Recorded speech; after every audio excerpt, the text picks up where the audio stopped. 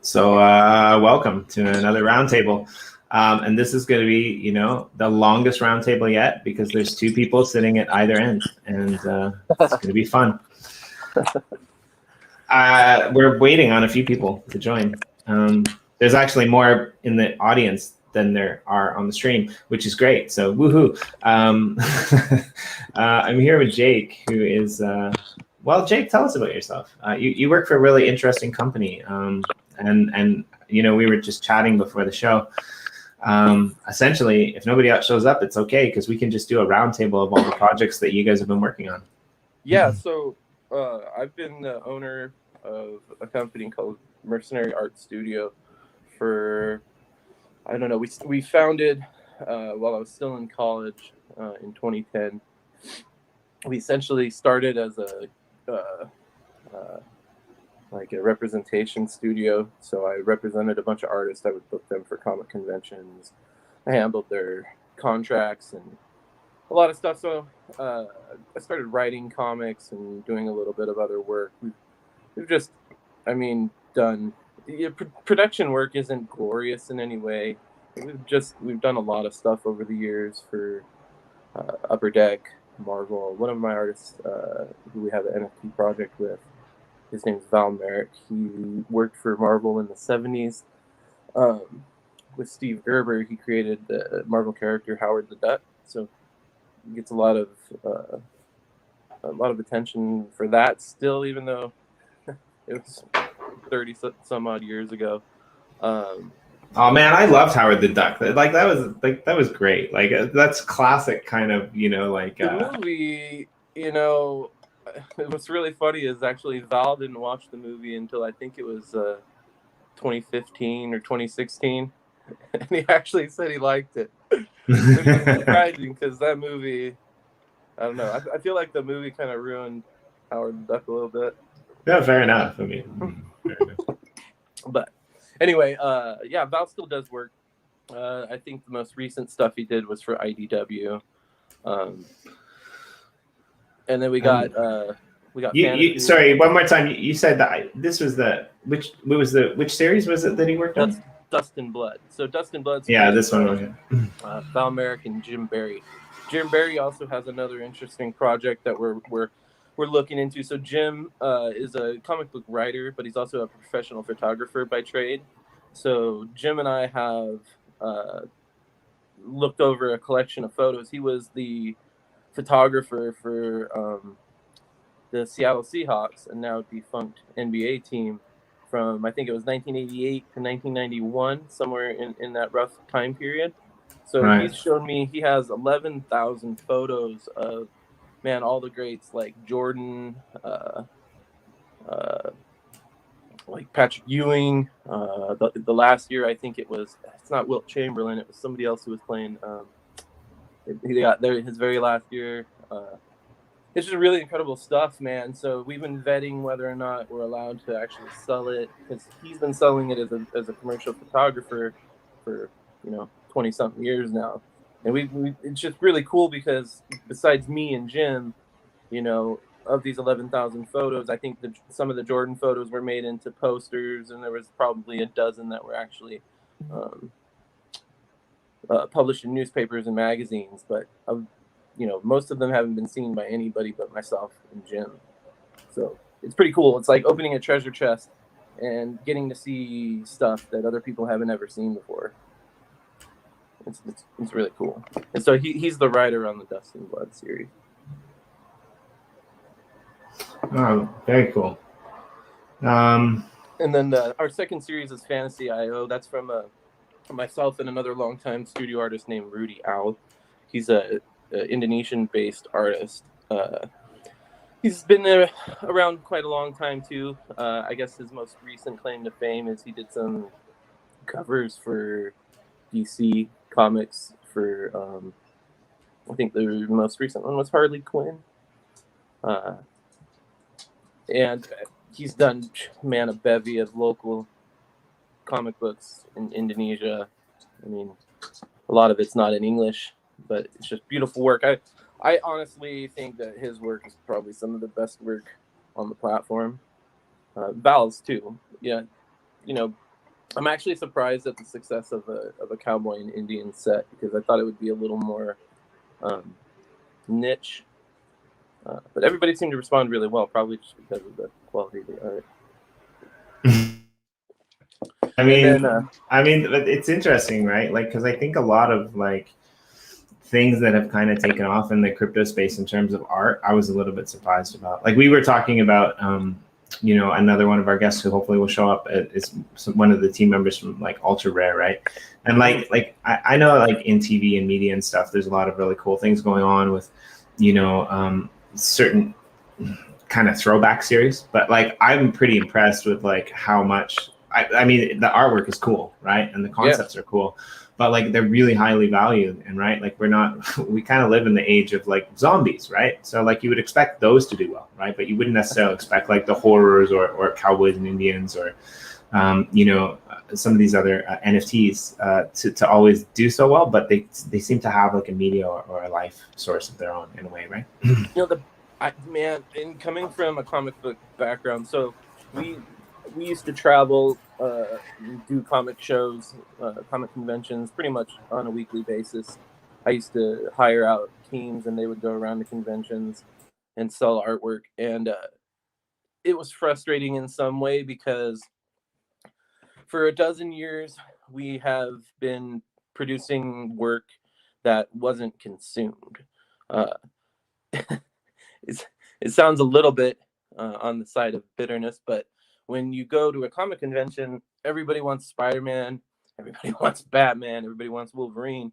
And so when you do something creative or you do something new, it doesn't necessarily ever have any audience. And that is probably the hardest challenge of being in the comic book industry, is that you are encouraged to make your own products and make your own, you know, projects, but there's not a lot of outlet for it. So I'd been out of the comic book industry for a couple of years, trying a different industry for a bit, and was returning to the comic industry when I found Wax. And then Wax has just given us an opportunity to put out the work that, you know, we create, and we don't have to sell Batman anymore. We don't have to, you know, I mean, everybody wants to work on Batman, but if you can actually create a project that you own and that you have your own intellectual property to, it has, you know, a lot more benefit for you over a lifetime than just working on somebody else's IP. And even if you can officially get to work on Batman, that doesn't do as much as it, you know, as if you're doing your own work. So in my opinion, this space has given a lot of people the opportunity to focus on original content, because nobody's asking us for Batman.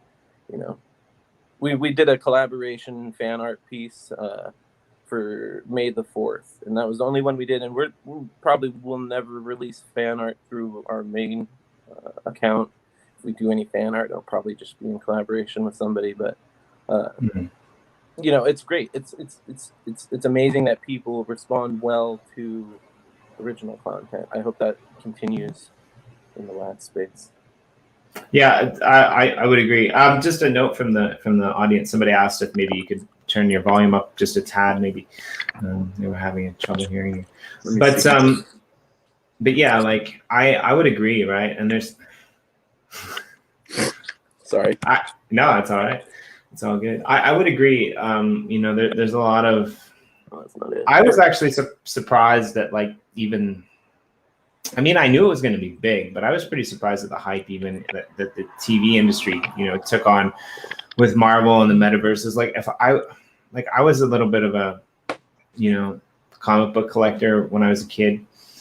When I was older than a kid, actually, like I got in kind of late, and I actually was never really a fan of. I mean, I like Batman. I like Superman. You know, Iron Man, they were all okay, but, you know, I read them and they were all right, but I didn't really collect them, right? And I wasn't, like, the Marvel stories, what they've done with that storyline is amazing in the movies, right? That's hundreds of times better for me than the comic books, right? But it's interesting because for me as a comic book collector, what they did with it in a lot of ways was what I loved about, especially Volant comics. Now there's a throwback that never made it that should, right? But like especially Volant comics or Image comics, right?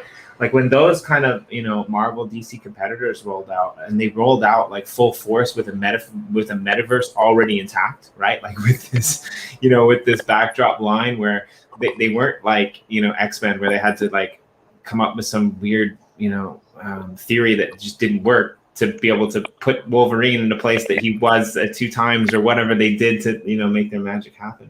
And I like, to me, that's like kind of the way that I look at it is like, if you look back at that era, that was like the junk comic book era, right? Where they basically they overprinted everything and they stamped everything with a #1 logo, right? And but I'm a big fan of the Volant. You know, I'm a big fan of the Volant, you know, series, because like the way that they rolled them out sequentially, and the storyline and the art was so good, right? And then they had like these people that were traveling through space and time that were all connected, and every single book of the series kind of like overlapped with one another. However, I think one of the biggest failures was just the timing of it all. And I always wonder, like, if that got rolled out in today's day and age on the blockchain, would it be a different story, right? Like, is it different to come up with something that's original, that has groundbreaking concept art on the blockchain, than just putting it in a book and putting it on the shelf, right? Like, because here's the thing, right? You're probably more, I think my opinion is, you're probably more apt to get noticed if you're on the blockchain and you're doing something original. You're probably more apt to have a job that pays you to survive if you're writing for Batman. Like, that's kind of right. No, I'll tell you right there, they don't pay the Marvel and DC don't pay what you'd expect. I know they do pay. They pay decent, and you can have a really good wage off of them. But Right. like, you know, you will never make. I've been managing artists for 10 years. You will never make as much money as you can make working for yourself. Right, but I think like that's the thing. Like, I think it's. Tell me if I'm wrong, because maybe I'm wrong. Right, I still see, like, when it comes to music, when it comes to, you know, artists, when it comes to comic books, when it comes to like anything related to that type of thing, I still see the overhead cost of getting into the business on a chain like Wax, and the potential to be noticed and have your stuff pushed all over the internet as a bigger, you know, reward, and like almost no downside, right? Especially if you're on Wax and not Ethereum. Like, oh man, so yeah, I tried. Like, okay, so I've never owned. I tell this to everybody all the time. I've never owned $1 of crypto before 2 months ago. I never knew what it was. I wish I had paid more attention, because like a lot of my friends were early adopters and they're way ahead. But when I got here, you know, it was instantly like opportunity. You know what I'm saying? Like, well, so I started on Ethereum. I bought $50 worth of Ether, and it was or not Ether or Ethereum or whatever, and it went in the Ethereum. You know what I'm saying?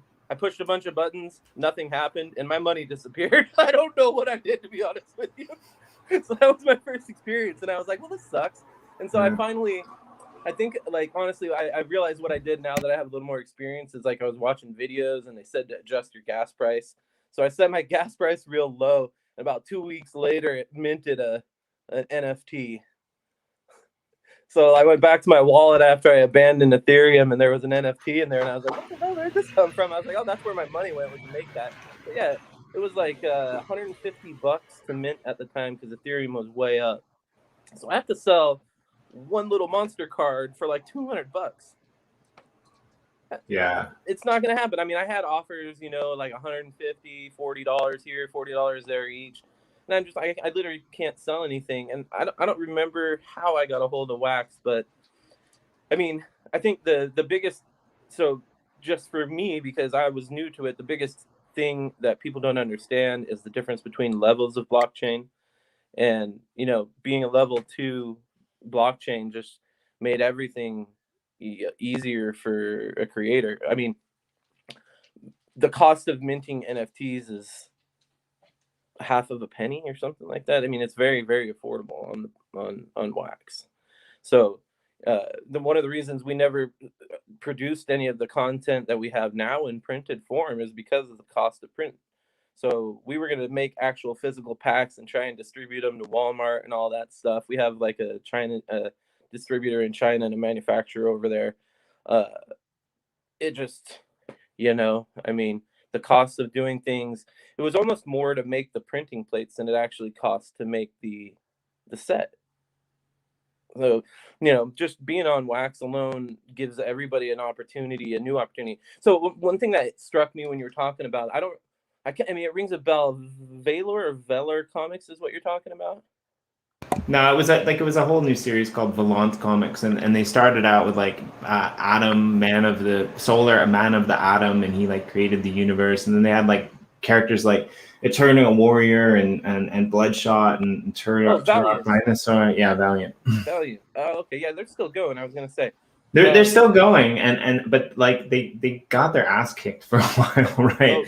They were out of business really for 15 years. Yeah, and and that's what I mean. Like I it was one of my favorite. Like it's funny because like I like what Marvel did with the TV, but like they came out with that concept full throttle, right? Like that was baked into like how they released the whole thing, right? Like it was this metaverse that was meant to fix all of the problems.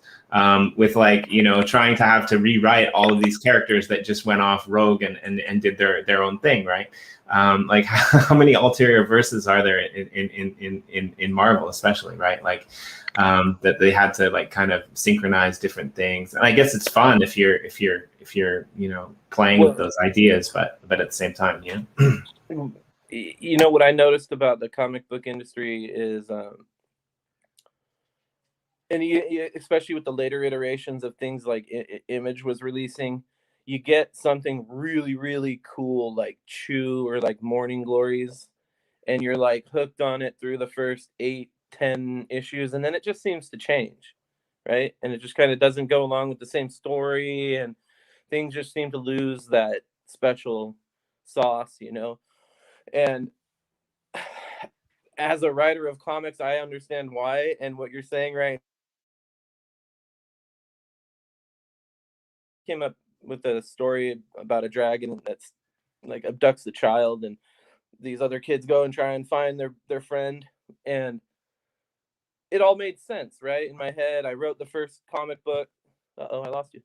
Oh, there you are. I wrote the first comic, and then what I had to do was I had to go and figure out why people were doing what they were doing, and that's the problem with comics is people will write a 4-issue series and then they try and expand it to something like 16 issues or a monthly series, and you have to go and fill holes. And that's what happened with Marvel Comics is they just wrote themselves in the corners and they couldn't get out of them. They had to come up with how do I fix this story? Because we didn't have a plan. We didn't expect it to be so big. That's essentially what I think happens with a lot of projects. I mean, yeah, it's just a fast track version of what happened with the banks over the last 10 years. It's just essentially like you're 100% true. So I mean, as an artist, as a comic book person, because that's really interesting. We chatted a little bit yesterday online, but like as an artist, like what was it that drew you to what was it that drew you to this space originally, right? Like you're coming at like as a successful person from that industry standard, across into this and like not even knowing how to mint an NFT and just saying screw it, and then a week later, oh okay, well at least I have it back, right? And then like moving from that like horrid experience, I would imagine, to wax, right? And you've done all of this in like the last 2 months. So I'm just kind of curious because like a lot of times we sit in the wax ecosystem and we wonder like, is it the bottleneck is that Ethereum, right? And then like wax is starting to make moves and people are starting to find out about it. I'm just curious, like, how did you come to be here in this space? Because I would have never known it was only a couple months with all this stuff that you got going on the screen, right? For sure. Well, one thing just because it is something normally I try not to it can kind of make people uncomfortable when you correct them. I'm not an artist, just to be clear. I don't draw. If I draw, I draw layouts and I send them to an artist. This is something that I think came up particularly this weekend. So I want to just make sure everybody knows I don't draw anything. I don't create any of the artwork. I do come up with all of the concepts. For example, like the Fantasy IO, I do all of the color text. I'm creating the world. Rudy creates the artwork. But besides that, your question about wax is, I don't know how I got linked to it, but I came over here and I realized for free you could essentially mess around a little bit, and so I started making promos and I sold them for like 1 wax. In my mind, what I was like, okay, if I put my promo on auction 1 an hour for every hour, then at least every hour somebody's going to see my product, right? And even if it only sells for a penny or whatever, I'm getting the value of just running a card on the auction every hour for like 2 weeks. And it actually really seemed to help because people would see it, and then like it was just encouragement that if somebody would buy this, maybe you got something going. So the little monsters, like I said, all of the original artwork for the original 24 designs by 2 different artists, so 48 designs have been done for well over 2 years. It's just been sitting in my closet. I printed a bunch of it and took it to what's it called? Rose City Comic Con in September of 2020 or 2019, right before the outbreak of COVID. And that was the very first time we had actually printed anything or sold anything from the property. But then obviously with COVID, everything pretty much just went back into the closet until recently. And then, so this project, I mean, it's just been something that I've really wanted to get out. Little Monsters has been something I've just really wanted to get out for a long time. And then, obviously since I work with a bunch of artists, so Val and I have a good relationship. Even when I wasn't doing artwork or representing him, he would call me every now and again and we would keep up. So, I didn't completely remove myself from the comic industry. I kept in touch. And so once I started getting back into it, all of the people I represented, obviously were paying attention and they wanted to hop in and do something too. So really, I mean, the amount of content I have is almost unlimited. I'm not probably going to put out any new sets for a couple months. I think we're just going to do single card releases, like we have the Little Monsters weeklies. And then I don't think we'll have anything new from Dust and Blood until Series 2, which will be probably in August, mid-August. So besides our main projects, we're only really going to be doing a lot of free stuff. So we have our coin. I have a plan, a long term. I try not to advertise our coin because I feel like a lot of people are using coins and staking and stuff as selling points. Our coin right now is kind of a unique concept. We're gonna try and link a coin from Ethereum to Wax, and then from Wax to NFTs. So the idea being, you can have it physically as an NFT. You can burn the NFT and send it to your wallet. You can, right now, we have 1, 10, 100, and 1,000 coins. So you can blend the 1 into 10. You can go and take the 10 and blend it into 10 ones if you need change. So for example, yesterday we were going to do a special pack where only the first 52 people to blend one of the MST tokens would get a special variant of a new set. So unfortunately, Wax was down almost all yesterday, so we postponed that to today. It'll probably be about 6 p.m. Pacific time. But what we want to do is just reward people. So the way to get these tokens is you buy packs or you hang out in the chat. We also have thousands of them on our Alien Worlds partner lands. So if you look at our website, we got a list. We got 27 Alien Worlds lands where you can mine for our NFTs, or I mean, we put a lot of coins in there. And then we also use coins or NFT coins as like a sort of like the Yoshi drops thing. We use it as a measure. You can have a certain amount of them and you'll earn airdrops every month. So we're doing a big airdrop for Dust and Blood. We have a like a collectible series, which we might expand in the future, which will entitle everybody to airdrops. And we're also gonna like essentially the top 12 holders of each collection will get the airdrops too. So essentially, what we're trying to do is, you know, we don't need to necessarily sell everything. We kind of want to just reward people who have already collected at this point. Yeah, I like that standard a lot, actually, personally, and that's a lot of what we're trying to do with a lot of our stuff over at the Uplift World and Yoshi Drops as well. You know, even from back in the days of Uplift Art, I'm not sure if you're familiar with that, but we basically you know, sold these Genesis NFTs for essentially like really cheap, right? Like one wax or $1 or whatever it was, just because, you know, we want people to value it, right? But just by holding that, then we can target, you know, people for what they have in their accounts with random drops of goodness, which is a good way to kind of, you know, incentivize your community. It's kind of like having a point.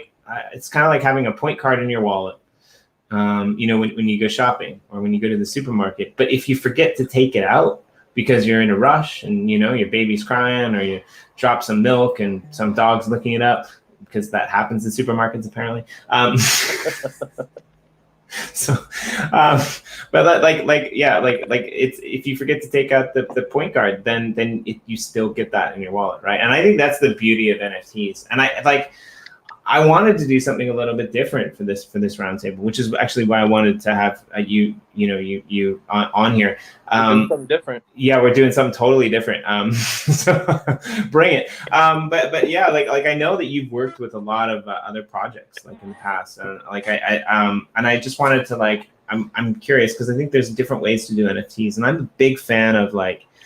You know, NFTs as art. I'm a big fan of NFTs as music. I'm a big fan of NFTs as almost like a buy-into systems, whereby, you know, you can almost like Anders, one of our favorite people. He uses them as these slices is essentially like a Patreon, right? Like to be able to fund his channel, to be able to fund all the things that he's doing.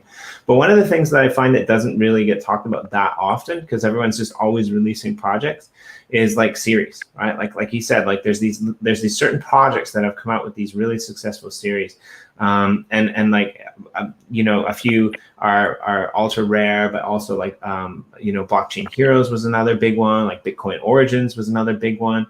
Yeah, one of my favorites, the art on FT Legends, I think is what it's called, is just gorgeous. I think that's the one we were looking at last night. Maybe, yeah. And then, I don't know if they've released it yet or not, but the Finney project, they have some really, really amazing artwork. Really cool stuff coming. Yeah. I agree, right? Like, so there's like, yeah, we were hoping to have Lars on. We were hoping to have people from all those communities on, but I don't know what happened. It is Thursday, right? Is it? Wouldn't it be funny if we were like a day early? And everybody's like, well, we're not late. You guys are early. I'm sure. It's definitely Thursday. Yesterday was Wednesday. Yeah, I know, right? Like I don't really know what happens. Yeah, so what are some of your favorites in the space and why? Like who are you kind of rooting for in a serious kind of way, right? And what's man, the first people I met here, and I think they're obviously everybody's favorite. I don't know if it's just their product or their personality, but man, the guys at Ultra Rare are great. Yeah. They're like I think I can say as much as we've done some work for them. So they're just really good guys, you know. They know the space and their product is awesome. You can see they put a lot of time and effort, you know, like I don't know. A lot of the projects they, you know, and they're in the same spot as me. They don't do the art themselves. You know, they're producing a project and a product, and it's just really, really good. I love those guys. I recently got to know the Finney group a little bit better. That stuff, like I said, I'm an art guy, so you know, I We I've we just we been blown we away by some of the stuff. we There's stuff gotta amazing. shout out that we still can't hear you in the comments. I don't know. Maybe Is it it's me? it. Am I not I wonder speaking if loud it's enough? is it the background noise? Does this make it better? More. Try again. Here, try that. Can you hear me now? Or do I need to speak up? I can't see a chat either. I don't see any comments. Can you hear me? That might be better. Let's just let the comments continue, and if they can't hear you, I don't know what we do about it. Okay. Well, I'll try and speak up a little bit. I don't know if it's me or not. I forgot what's the question.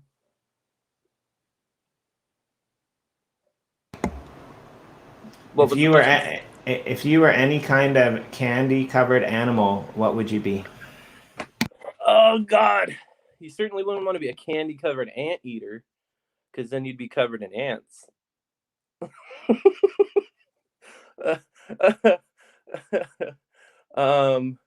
Geez, I don't know. I think the question was. Sorry, I had to give myself time to remember too. I think the question was. What are some of your favorite projects in the space when it comes to like series art and like and I concur. Like the horrors, the ultra rare guys are awesome. But do you have any others that you know? Oh yeah. So the Finney guys are really cool. I really like those guys. Man, there's a lot of really great art in the space. I think a lot of people are really taking their time releasing projects right now too, because there's a lot of stuff going on. So I think a lot of people are just kind of holding back until they're fully ready. So I've seen a lot of stuff that isn't out yet, and it's just great. I mean, let me see. I'm trying to think of any particular smaller projects that I liked a lot. Like I said, there's a lot of the guys that are really supportive in the community, like Irish. That guy's starting a photography thing. I don't think any of them have anything out yet. What else do I buy? I like FT Legends. Obviously, Uplift. We're starting our builds on Uplift hopefully today. A partner of mine has a bunch of land, so we're starting that. Yeah, we'll go in and do some gratitudes. What server are you guys in? Do you know? I think they're so. I'm not 100% sure where all the lands are. We're mostly going to be on the Genesis server, I think. He was a big early adopter, so he is a good friend of mine, and he just, I guess, invested heavily in the space. He had some really good success, so we're trying to.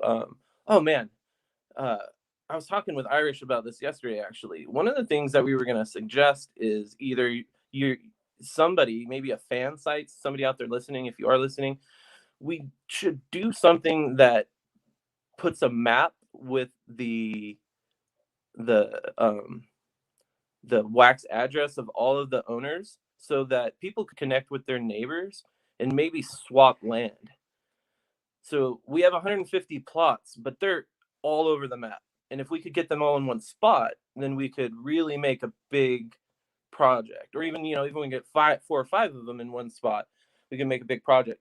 So like a land swap, or like some sort of like a real estate listing thing, where if you want to trade yours, you can say, hey, are you near another one of mine, or whatever, so that way we can consolidate them. That would be a really cool project. But yeah, I mean, like we do have a buy shill trade group that we don't manage, that the community manages. But I like your idea, right? Because there might be projects that come in that are like you guys, that came in a little bit later, right? That weren't there when the server opened, or happened to like have accumulated a lot of lands. And in that sense, especially in the creative world, you probably want bigger plots, and there's probably other people too. So yeah, imagine that. Imagine if you could swap land with different people. Maybe they want to be like closer to Ken Bozak, or maybe they want to be closer to Finney, and you want to accumulate lands beside each other. I really like that idea a lot, actually.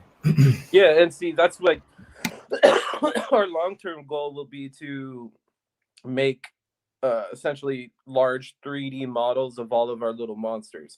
So we have PNGs that we have put onto bitmaps, and essentially we'll just send them to our builders and have our builders make big 3D models. So I think we have a couple 200 by 200. I'm like I said, I'm new to all of this stuff. I'm not 100% sure. I've only been in the uplift a few times through Irish's, but I know we have some 100 by 100 plots. But anyway, I didn't know all about Minecraft before all of this stuff, but I think what we're trying to do is, at the moment, we're just going to develop all of the plots individually, right? We got some builders. We say, hey, guys, whatever you think is cool. We're going to... I don't know what the future of your guys' plan is. I mean, maybe you can share a little bit if it's public. When you allow people onto the server, public people, like, what are they going to do? Are they going to... Is the Genesis only social?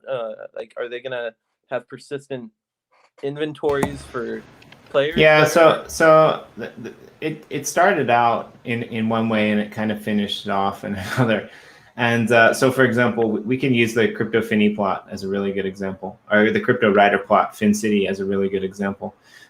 Their builders come in and basically built out everything from Finney in terms of like the comic book, right? Like right down to the office, right down to Shift Tower, like all the streets, like the parks and things like that all appear in the comic book. And it's a really well done build. And so I actually our community plots for Gratitude and Genesis actually went out today. So projects like Cryptowriter now have in their possession a whole slew of like little mini plots that were kind of gifted to them as being like early adopters in that community server. And so now they're going to be able to figure out their own way to be able to divvy out those plots or use those plots or what they want to do with those plots. And in the center of all those other areas where basically, you know, land for sale by individuals and those individuals have acquired that and the rail, and they're able to come in and build. Now, ideally, because there's not very much land left, really, there might not be any, but yeah, ideally, what's going to happen very soon is that we're going to turn the reward plugins on, right? So every time somebody goes to one of those community plots, every time somebody goes over like one of those personal plots, every time that person themselves is moving in the game, you'll get small, rewards from the rewards pool, paid in wax and paid in upliftium. So there's going to be like a whole host of gamifications that come out of that, right? Genesis, where Fin City is, it's beautiful. Like what they did with it, they wouldn't have been able to do it nearly as quickly as Gratitude, which is the other community server, right? So you're going to have different servers that appeal to different people depending upon what they want to build, right? So I see Genesis more as kind of like almost like the Tokyo of our servers, right? It's fast paced. You go in there, you move, you build stuff, you go in there, you see stuff. Things can change really quickly, right? Like you're gonna have a building that gets ripped down and put up, in the blink of an eye, right? You don't have to worry about the resources. That's all procured for you. You can use really interesting color palettes. All of this. The other servers, you have to mine all the materials you use. Not all of them, but some of them, right? Okay. It really depends on. It really depends on. Like it really depends on. I've been in was the unlimited build one.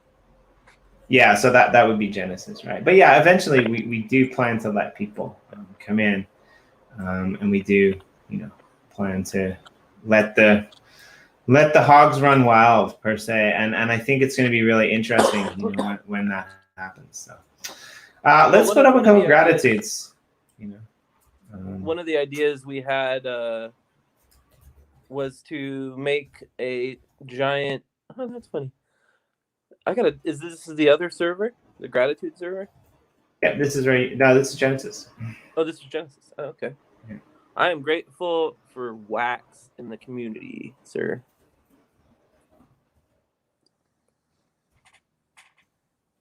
The wax community. Yeah. That's awesome. We were thinking about making a big hotel, because like I don't know where people are supposed to go offline. Like I don't understand Minecraft. I was too old for it. My nephews played it a little bit. I kind of messed around with them, but I don't know anything about it. like, does your avatar just disappear, or does it look like it's sleeping? Or when you if you're just basically standing there and not interacting with the world. okay, so your character is persistent in the world when you're offline. Yeah, like I mean, if you log off, if you log off, then your avatar will be gone. But if you just walk away from your computer, then it's a little bit different. But yeah, I can show you. Let's do that because this will be fun. Because this is one of my favorite plots to actually show off. If I can bring it up here, we'll just zip over to Fin City and you can see what those guys have built because it's pretty amazing. I usually like to do this when Sean's on the show on a Thursday because.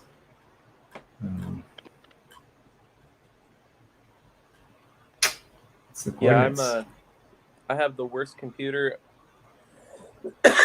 Everybody says it's a potato. So. Yeah, mine's pretty. About to order one. I was going to do it last night, but then our planet invented something, and I got sucked into trying to make one. Mine's pretty bad too.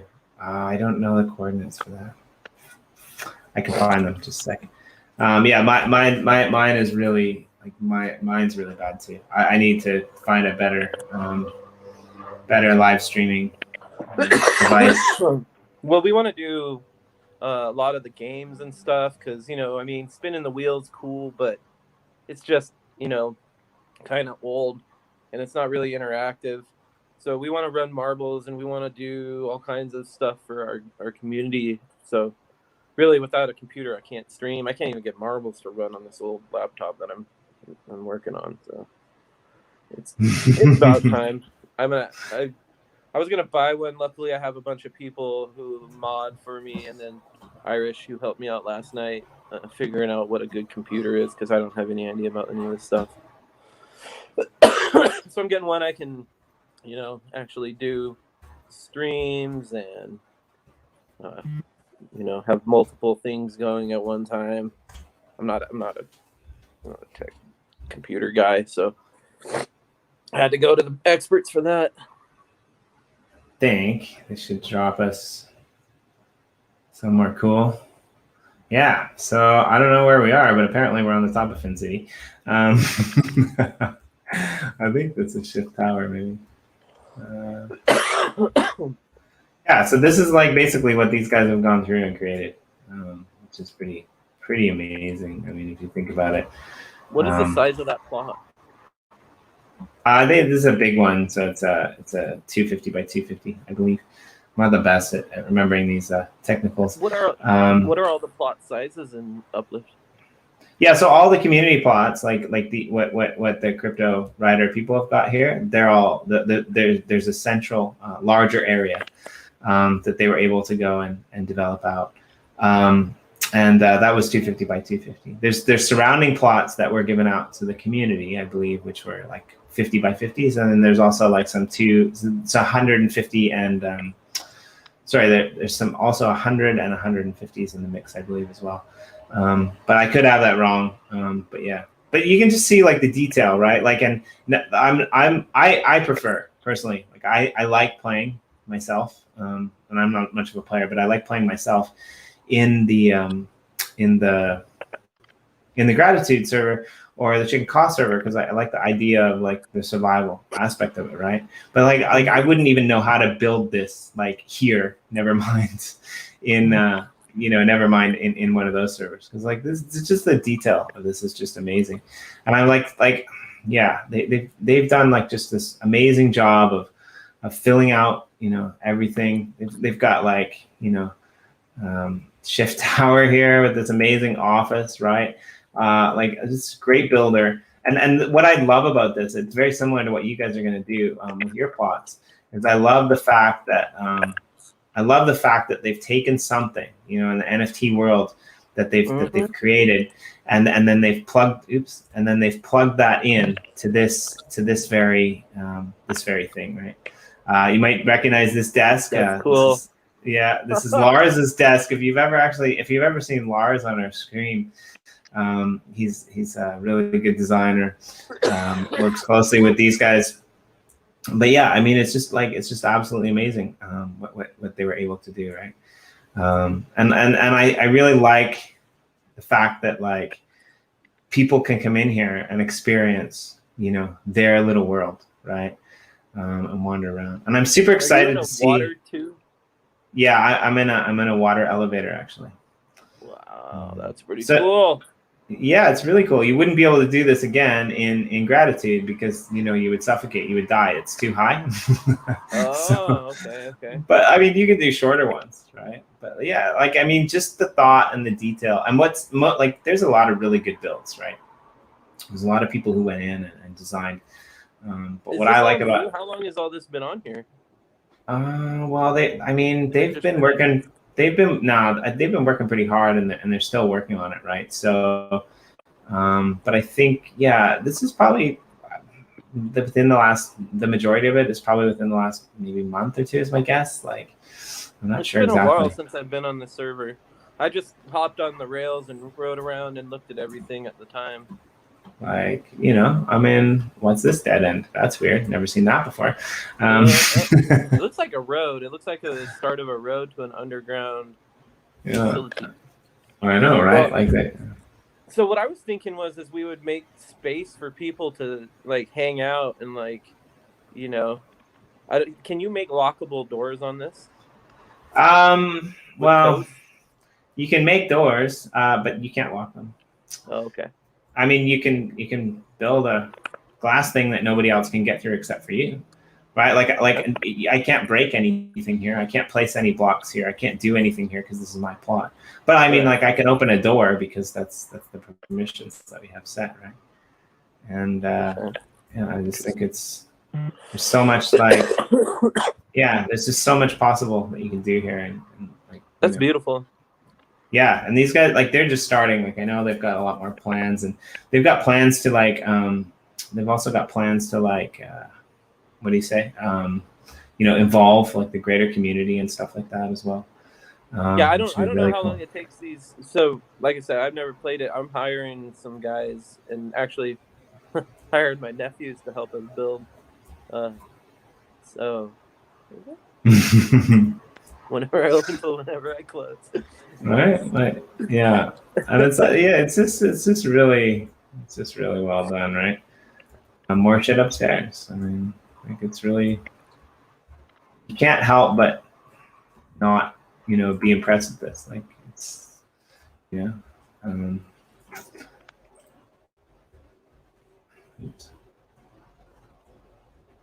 I think I see Sean in the comments, and so yeah, I'm gonna reiterate. I don't know what's going on. Why is it so fast? What happened? Usually it's so slow. I usually can't even make a jump when I'm streaming live. So maybe it's too many people on the stream. Maybe just you. Maybe that's the magic key. Maybe you're like the beauty at the like the beauty at the black tech table that just has to kiss the dice for me to get this game action to work. I mean, that's right. That's that would happen in here, Jake. But yeah, like definitely. It runs almost smoother on your stream than it does on my potato. I'll tell you that much.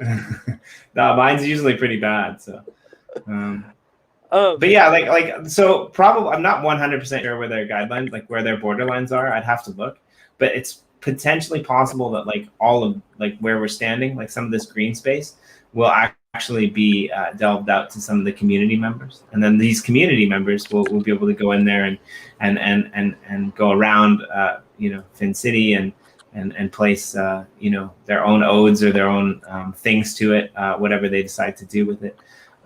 It really depends on how these guys decide to let it all out, right? Oh, there's a random poll. Hey, yeah. Are you guys looking to keep this particular server any theme? Like No, there's no themes at all. I mean, like, it's just up to the people. I mean, like, there's 119527. Hi, how are you? Thanks for coming and viewing the Cryptowriter channel.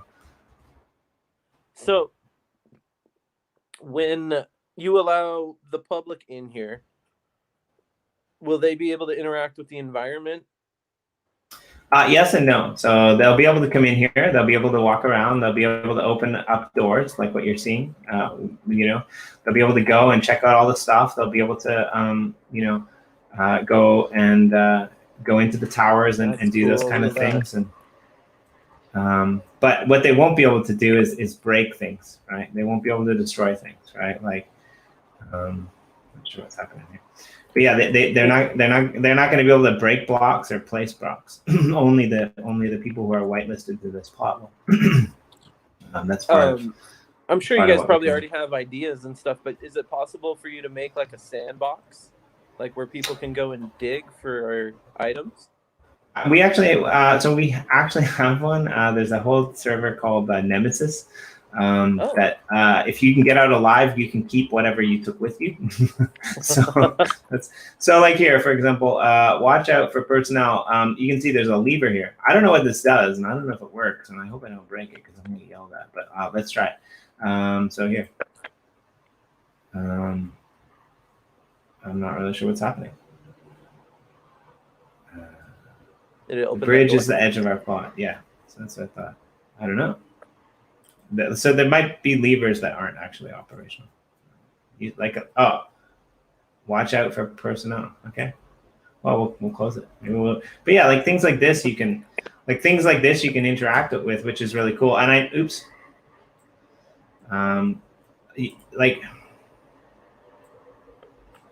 what's happening?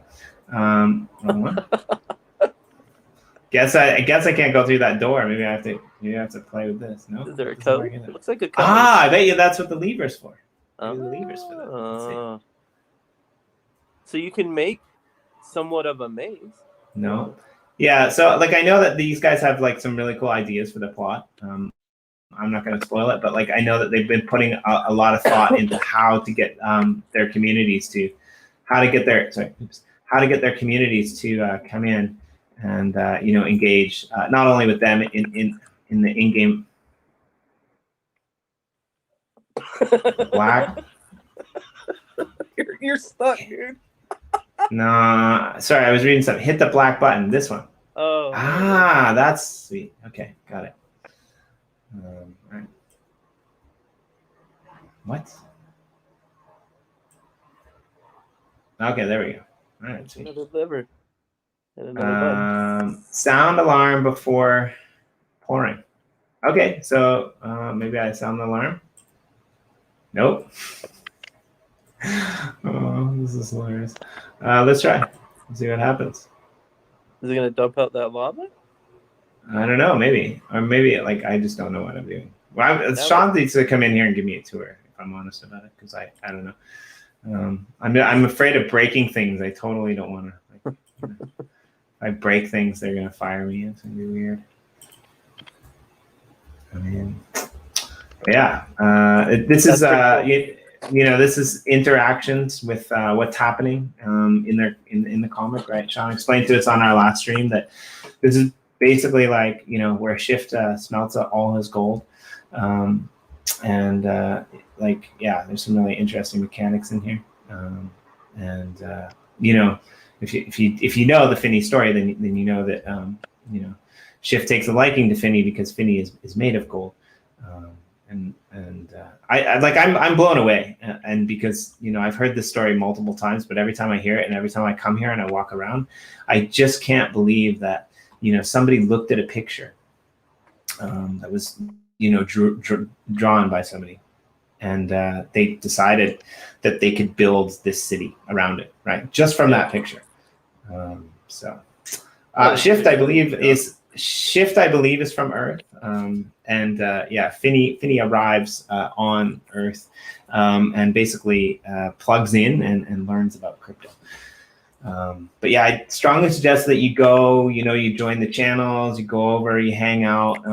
These guys are some of my favorites in the space, not just because they have an awesome build on the uplift, but I kind of consider Sean a friend of mine because we get up to no good on our own little show.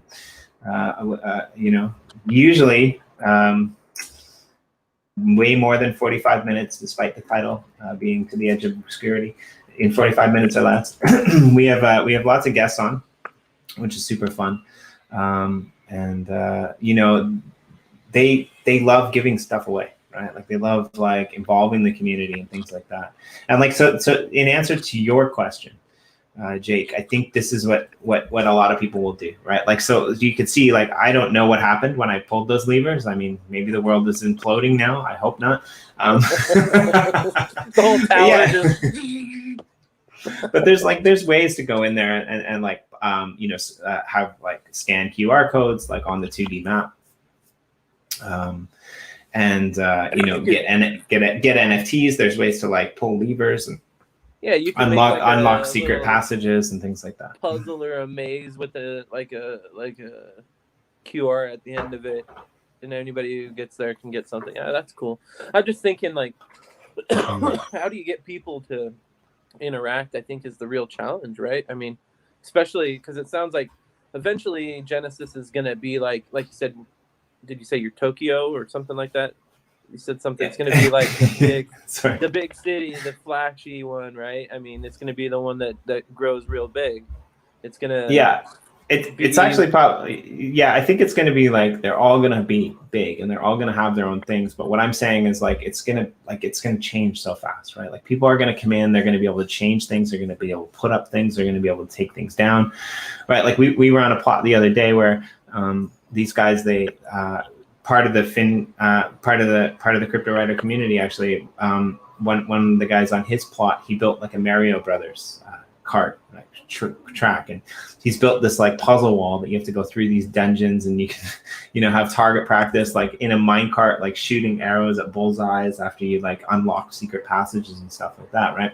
Wow. And like that's really cool. And I don't see people being able to do that very easily in other servers, right? Because here, you know, you can fly around, you can procure whatever blocks you need. It's quite easy. You don't have to mine all the things for the mechanics. But then again, like, you know, the economy plugin isn't there, right? So I think like you're going to see like other longstanding, you know, other servers with other benefits, right? Tomb Raider level puzzles, like Martin's right, those were awesome. And so like it was really interesting, right? So like I think, you know, I'm not detracting from anything that you're doing as an organization or as a company, but I will tell you this: once you start putting those 3D models of your monsters in Genesis, I mean, your collection is going to get a whole lot better, and Genesis is going to get a whole lot better. I mean, that's what, right? Like, that's what we want to do, right? Like, we want to have a place where people can showcase things. Oh, absolutely, and that's like, I mean, that's what the whole goal would be, to have something that integrates, you know, the best aspects of both. That's why I'm not, you know, I don't think we're gonna our first builds are probably just gonna be experimental. I think like the first thing we're gonna build is a big tree that's floating and has some rooms so that people could potentially live in them if they want to. Right. I mean, why not? Yeah, I mean, exactly. Yeah, the first thing I built was a floating mountain that looked like a heart, right? Like it was pretty cool. When you can do all that stuff, why not, right? I mean, I see, it's hard for me to conceive of what's possible too, because I don't know what the size limitations. So one of the things that I've learned about is that you can get lost on scale with building in Minecraft, right? So you have to build the scale to everything else surrounding you too, right? Like if I don't know how to explain it exactly. I think I know what you mean, but yeah. Yeah. And you have to build to the scale of your environment too. So anyway. Well, I mean, but there's some pretty massive builds in our server, right? Like there's a couple rail plots that go all the way to the top of the server, right? Like on my plot before, like I found the server bottom, right? Like I fell through the server bottom and I decided, fuck it, I'm gonna encase it in glass, right? So you can do like a lot of really interesting things, and essentially like we're PG-13 because we're on Minecraft and we're be held to their terms of use, right? But like beyond that, like anything goes, right? There's different people building different kinds of buildings. There's different people managing their land in different ways, right? There's different people that like are doing different things, giving away stuff. Like basically, be nice, have fun, don't mess with other people's shit. And like have fun with it, right? Play with it, but like don't mess it up, right? Like and Did you say you encased your whole thing in glass? Sorry, you encased your whole plot in glass, like a big glass cube, sort of. That's pretty cool. Well, fuck it. There's nobody here, so let's just go look at it. Yeah, like I one of my jobs is I work for Jenner EOS. I do multiple things in the space, but I'm a part of Jenner EOS, and one of the things that I do decently well for Jenner EOS is I'm in charge of their plot. I do some other things too, but Jenner EOS is a dev company. Jenner EOS is they're a block producer they're a guild on EOS and EOS.io chains. So, let's see. That should work. And so yeah, this is my little home, my first little home in the plot, and this is a gift to me from a new friend of mine who has been here for a really long time, Sue, and she decided I needed a fireplace, so she built one. She decided I was living here out in the elements, so she built me this really nice house. So yeah, I just had a bed here. And she decided to come in and build me a house, and this is where I kind of learned how to Minecraft in a way. And I didn't build any of this nice stuff, right? Am I supposed to be seeing? I don't see you're not on screen. Oh, that's awesome, because I've just been wandering around showing my own shit to myself. I was wondering. I was like, you're talking about it like I'm supposed to see it. Oh man, I got to do that again. That's good. Sure. There we go. All right. Yeah. So like, this is like, she just came and she's just like, I'm going to build you a house. Right. She came to build me a house. Like, she put a little statue there, which is cool. She put a like fireplace over here with some lanterns. We had an event that we wanted to do selfies. So yeah. So I built that little thing. And then I wanted to like do something cool. So, I created my own gratitude wall here. But before I did that, actually, my plot was just this massive spectacle of water in the middle of the ocean, right? And I was like, okay, well, what am I going to do with it? So we decided to drop, the Jenner EOS symbol in here. While we render. And we've got this is actually their logo, right? So we put that in there. Not quite as fancy as the Cryptowriter designs, but I'm pretty proud for never having to do this stuff before, right? I built this gratitude monument of my own that we just dropped here and decided to have a little bit of fun with it and basically created this massive. But what? We're here. We'll do another one. So Jimmy D. That looks cool. Jimmy D is grateful for cool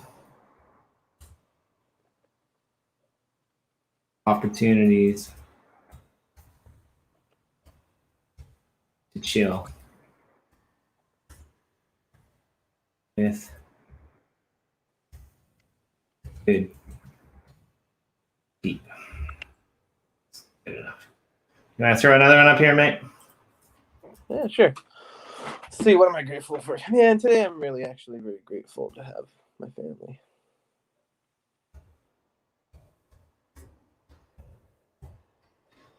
Oops, not Camely.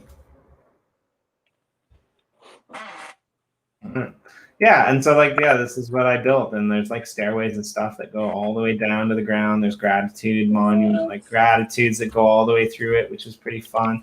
And I just had fun with it, and I just basically, spent hours creating these underwater walkways. So you can build underwater, crazy. Well, in this world, in all worlds you can, but this would have been. But you would drown in the other ones, right? This would have been really difficult in any other. You get one block and die. Yeah, you could have done it for sure. But like, yeah, like I mean, like it was super fun. You know, that's kind of what I did. There's a doorway here somewhere. I can get in.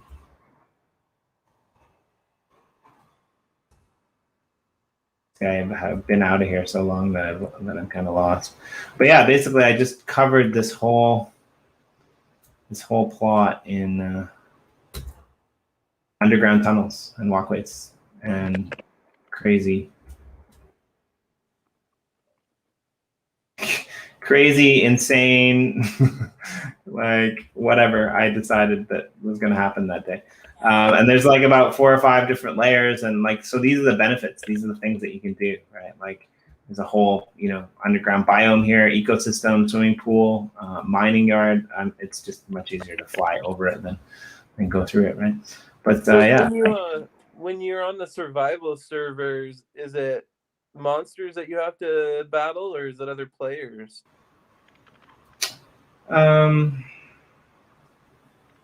Yeah, so right now there's only one server where we enable PvP.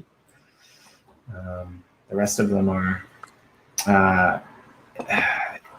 monsters, I guess, mobs, angry mobs if you make them angry. They're the nifty blocks. Sorry, not the nifty blocks. Sorry, I was thinking about where you dropped your drops. The the nemesis. The nemesis are basically you have the ability to kill other players, but anywhere else you don't. Right? You can't kill them. You can't take their stuff. So you were saying you get to keep your stuff. What does that mean?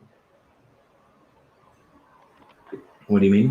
What You was said I saying? if you can manage to escape. I think it was Nemesis. Is that Right. Oh, okay. So yeah. In answer to your question, what you asked was like, can I go into the crypto writer plot, for example? Can I build stuff? Can I take stuff? Can I use stuff? And like, no, you can't do anything there. You can go in there, you can punch a lever, you can open a door, but you can't tear down anything. Like you can't punch the desk up in, you can't punch Shift's desk, right? Like you can jump off the tower into a waterfall, right? Like you can follow the road to the end of the hallway, but you can't bust through it, right? Like only the people who are whitelisted in that account can. However, when you go into Genesis, what you can do is you can do anything anywhere you want.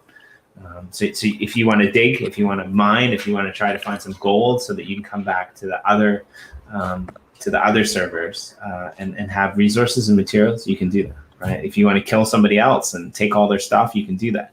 The problem is there's like infinite number of zombies that are trying to kill you and other players who are trying to kill you to take your stuff, right? So it's kind of like a what was that? Survival game almost type of atmosphere, right? Like, yeah.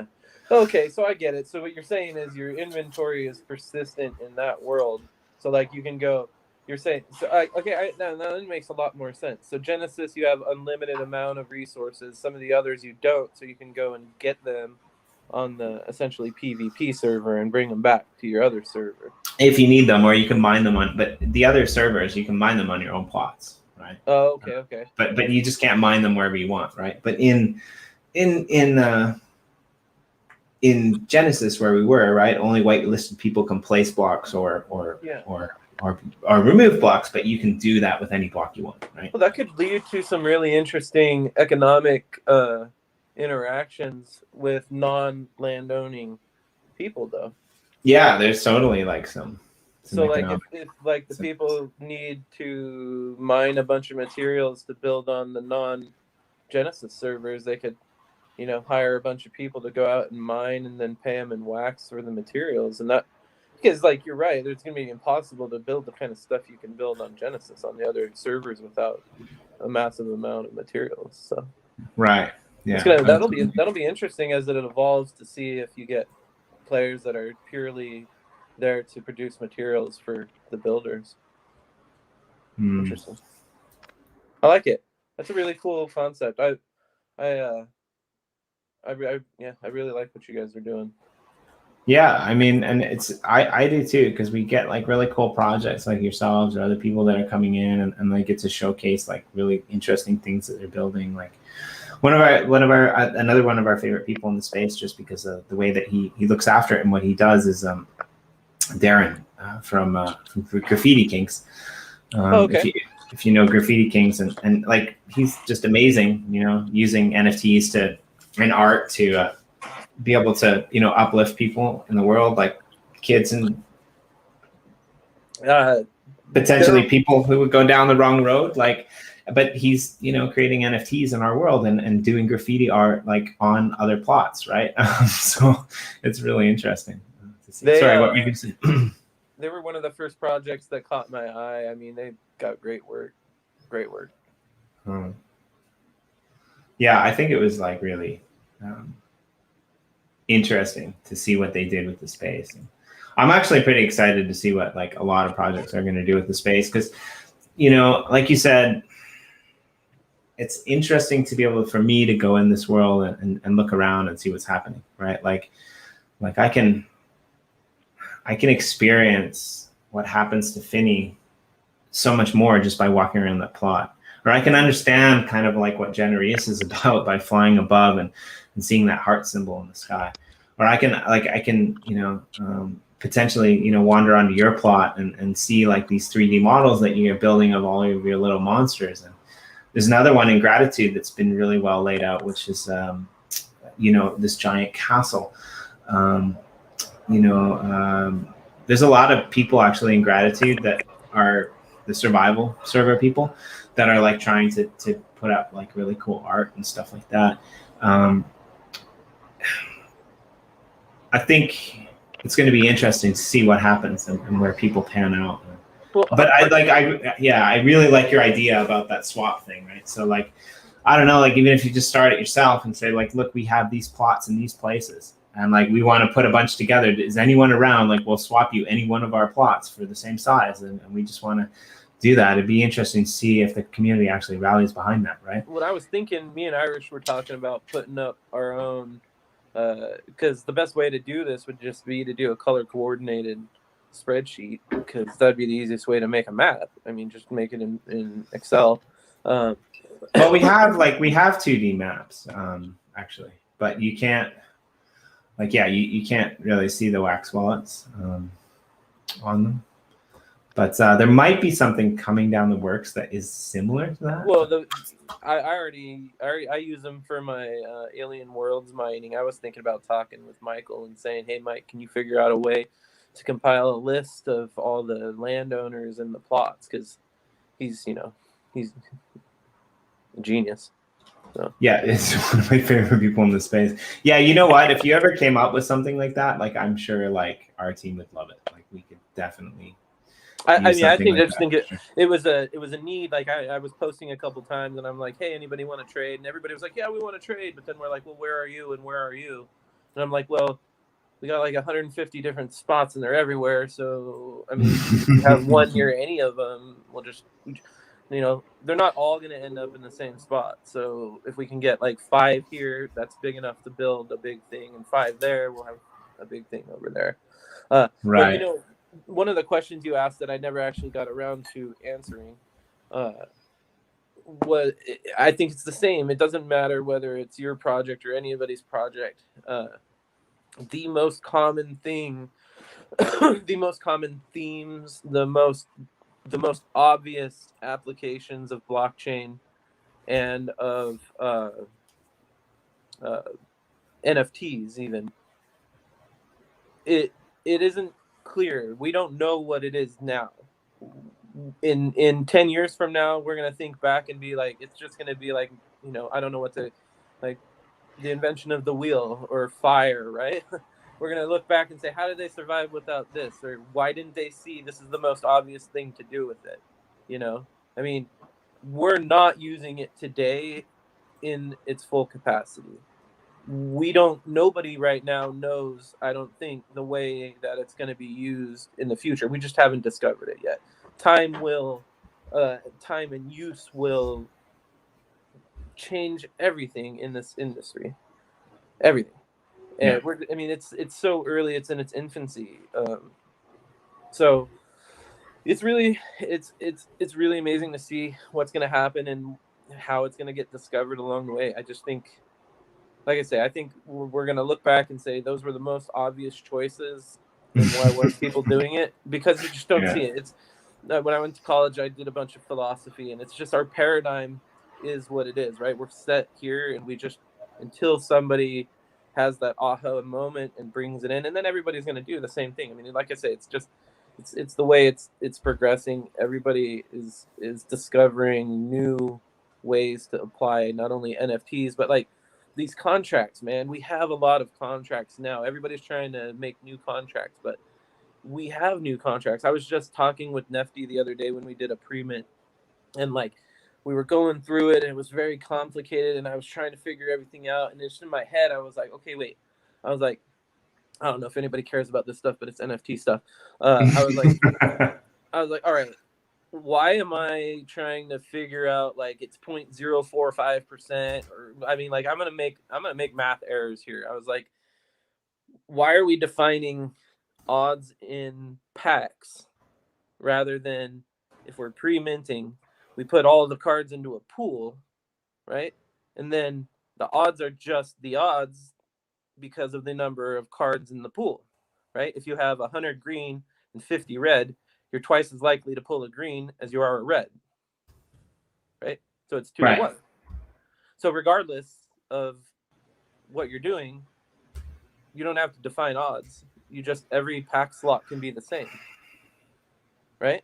If that makes sense. So So now I think soon everybody will be able to pre-mint. You'll be able to pre-mint packs too, because it's not as complicated as it's been until now. It's very, very easy. It's just a different application.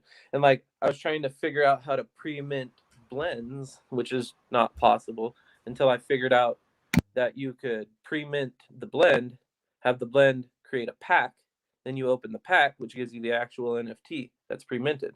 Because you can't pre-mint a blend, you know, the first one to get it gets number one. That's not always fair. So if you pre-mint your NFTs that they get and you put it into a pack, you just add one more layer of opening, you know. But on this chain, it doesn't really matter because it doesn't cost anything. But it's people are finding ways to use even existing contracts in ways that they're not being used, which I think are just going to be, all this stuff is going to be, oh, it's so obvious. Why weren't we doing it this way before? I think it's going to become more and more accessible, not only to artists, but other people who want to make NFTs. Everybody will be able to do it. I think you're muted. I can't hear you. Yeah, I think you're right, and I think the potential is like just uncanny. Like what's about to happen is just going to blow people's minds, especially people who aren't in the space, right? Especially people who are maximalists and stuff like that. So, but yeah, I actually just one thing I got to say is, yeah, like we're on a weird time today, so there might have been some confusion with a couple of our guests, and that's maybe why they didn't come. And I like usually we backed it up because I wanted like people from the West Coast, and like the West Coast it's pretty early, right? Like 9:30 a.m. when I got up. Yeah, right. And so like you're West Coast, right? But like if we did it at the normal time, it would be like 5, right? Because I think, right, like 9 a.m. Eastern Standard Time is like really early. 9 a.m. Eastern is 6 here, yeah. Yeah, so we wanted to back it up a little bit. So I think there might have been some confusion with that, with a couple of the relays. But anyway, the other thing that I want to say is Morten, it's not a bad idea, but I think we just have to be careful because I'm not really sure if we can technically just add everyone's Wax account to a map. I think like we could maybe do an opt-in thing. I'm not sure if we have the resources for that right now. Like somebody else could do it, but then it would have to be opt-in because you wouldn't really be able, like you wouldn't take the time to go and look at every map and figure out where it was, right? So if we were to ever do something like that as an organization, I don't like we couldn't just put everything there. I think it's against our code of conduct. I mean, I've never explored it, but I know I would be ticked. like just to put all the owners on automatically, like on the maps, right? That we have. But isn't it's a I could do it from Blocks.io. Yeah, like, but that's what I'm saying. Like, I think if we were going to do something like that as an organization or as a company, we would probably want people to opt in, because, like, I know I wouldn't want just my name be like my account showing up on a plot of land, right? Like, and plus, like, yeah, I'm not sure how that would work. It's not a bad idea though, but I think it would be really cool for you to explore that as well. And maybe we can explore. Maybe that's something that we can actually explore together. You know, And I mean, also I would definitely want to know if it makes you uncomfortable, because it's not something that I need to do, and if it's something you guys don't like, then we would just skip it. No, it's actually nothing about you. I'm just saying, like, we already have like a 2D map. Yeah, no, you're saying as a company you wouldn't want to put out people's info. But what I mean is, if you ran just the locate template ID or locate schema, it would give you a list of every wallet that owns that template ID or that schema. Yeah, you could do it that way. I'm not the way AW Butler does it. So, like, if you look, there's a land registry for Alien Worlds, and he just pulls all the info off of atomic contracts, because I'm pretty sure that it's a spreadsheet with only the wallet IDs or something like that. Person on like a pretty massive team, so like I could be completely wrong. Like, I don't know what the team would say. That's just kind of my first. I thought the same thing. I was like, that's kind of weird. I mean, like, I was always, I mean, as a non-crypto guy, like, giving your wallet ID to everybody, and like, you know, it seems like strange, I think, to people who aren't. Wow, that's really bright. Hold on, I gotta shut that off. Come on, man. That's pretty great. I think it might be strange to people who aren't really into the crypto thing to have their ID on the web. It definitely is something that you should, if you're interested in setting it up or having us set it up, let us know. Yeah, well, let's definitely continue this conversation at some point. I really enjoyed this, even though it wasn't our normal run of the mill. I had a lot of fun with you, Jake. It's been really nice to meet you. Here. I've got to jump off the stream because I gotta get some ice and go to the washroom and do another one over on our channel. But thanks for coming. Thanks for tuning in. Thanks for giving us the chance to share some stuff about us. Yeah, it was really cool, and we hope to have you back again sometime soon, either here or over there, maybe, and let you interact a little bit more. But I mean, like, I'm happy. It was fun for me. I'm available anytime you guys want to chat. Great. Let's give it the old what is it? Blood and dust tomahawk chop.